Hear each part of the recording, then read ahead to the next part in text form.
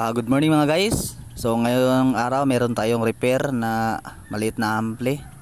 So may display lang siya, tapos pag nilagyan mo ng USB nawawala yung display, tapos pag tinanggal mo yung USB bumabalik yung display. So dito pa lang masasabi na natin na yung supply niya is kulang, kasi yung display nagsusupply lang naman yung 3.3 volt, tapos yung USB is 5 volt. So malamang bumaba yung supply, hindi na nakaabot ng 5 volts, kaya hindi niya kayang mag-play ng USB.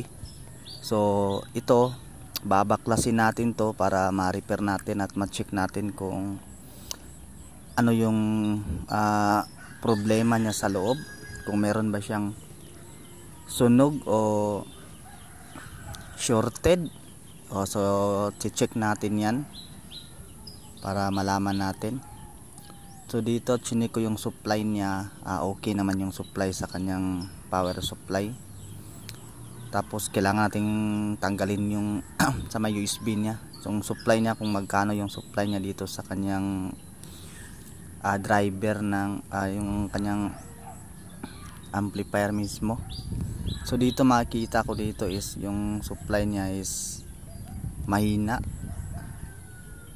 2.7, 2.9 lang yung supply niya. So display lang talagang makakaya niyang paanda rin, pag USB hindi niya kaya.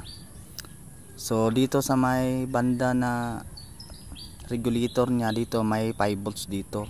Tapos pagka lumagpas na siya sa may resistor, nagbago yung kanyang value, voltahe, nagiging 2.7 na lang. So dito kailangan natin i-direct na lang to para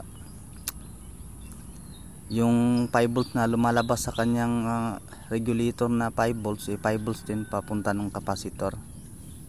So kailangan natin yang tanggalin, tapos i-direct lang natin yan, kasi kulang yung supply niya. Hindi siya makapag-play ng USB, hindi niya kayang makapag-play ng FM, kasi yung FM nasa 5 volts din yan, kasi may ano na siya, may boses na.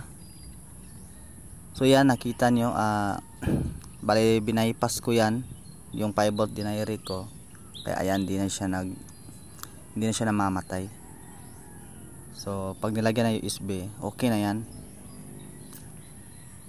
okay na yung under nya. Lagyan natin yung USB, yan yung dinirect ko. Ayan, okay na siya. Tinanggal ko lang dyan yung kapasitor na nagkakabit ng regulator sa kapasitor, pumagit na siya. Tinanggal ko, tapos dinirect ko na lang, nilagyan ko na lang ng lead. So okay na yan. Marami pong salamat.